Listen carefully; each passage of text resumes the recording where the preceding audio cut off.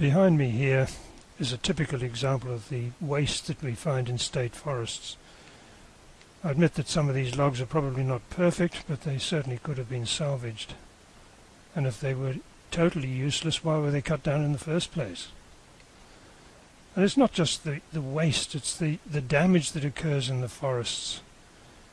Down here, for example, we have a tree which has been marked with an R for recruitment habitat, and the clumsiness of the operators have consistently managed to destroy most of these trees that are anywhere near them.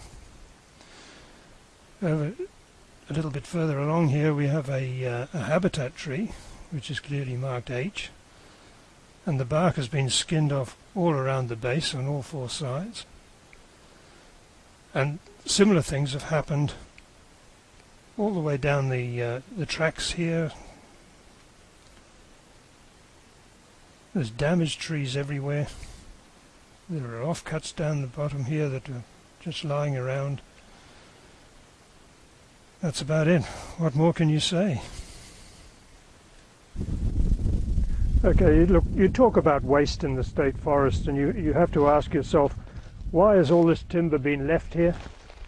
There seems to be very little wrong with it that I can see anyway. Both ends are good clean timber, no hollows, and yet along here we've got maybe 2 or 3 dozen such offcuts. Some of them, there's one there is nearly 2 meters long. Surely there's a use for them, and why have they cut them off in the first place? More examples of tree damage down here. These trees have been damaged just by bulldozing over trees to make the road. Yeah, the waste is just unbelievable, and the damage. So it's a sadly undervalued resource.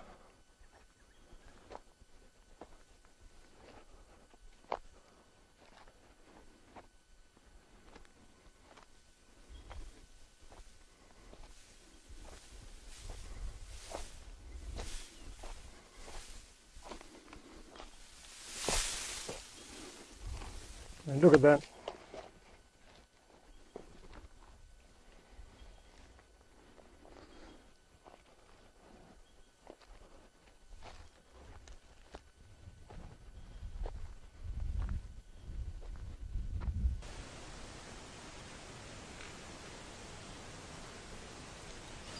Just a short distance down the road from the current logging operations, there is evidence that the destruction and waste is nothing new. It's been something that's been ongoing for a good many years, and probably forever.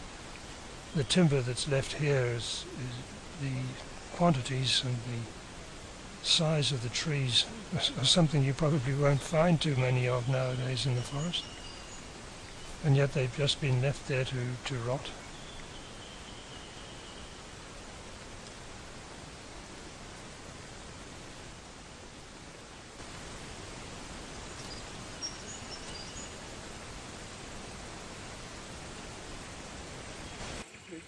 Just the overlogging in these forests is incredible. And then having cut down this tree over here, they just leave this one, or just cut it off and leave it there, because it's a bit twisted and it's not going to be any good in the future.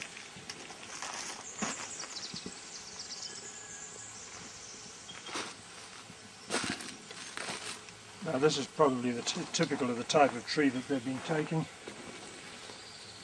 It's got a when you take the bark off, the diameter of that is a little over 30 centimeters.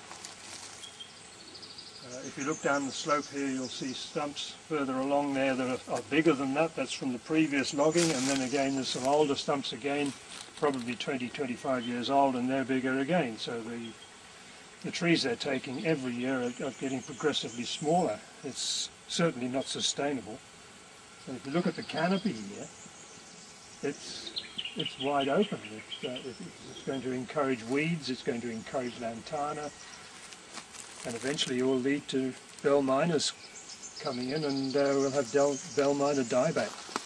if you look around here, you see a lot of tree stems and you think there's still a fair few trees left. But when you look up into the canopy, there's a tree back here that's pretty well dead for one reason or another, maybe fires or even dieback. There's a completely dead tree there. There's two more dead trees in the background. Down the hill here we have more trees that are dead. They're just standing stems, there's nothing to them. Pretty well everywhere you look. You have dead trees and damaged trees. And I shudder to think where they're going to get their logs the next time round in 10 years' time. I just mentioned the fact that I don't know where the next logging trees are going to come from in 10 years' time, but this is probably going to be one of them. This R that they've marked here means it has to be left as a recruitment habitat tree. Unfortunately, nobody takes a GPS reading of this or records where they're actually located, so in 10 years' time there's a fair chance they'll cut this one down and take it and leave another one as a recruitment tree. And so it goes on.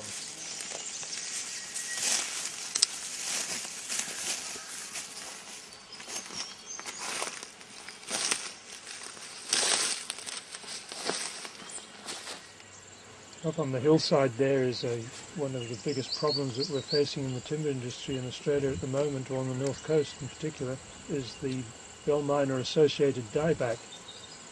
All those dead trees are probably Sydney blue gums, which seem to be very badly affected, along with some of the other species like tallow woods and flooded gum.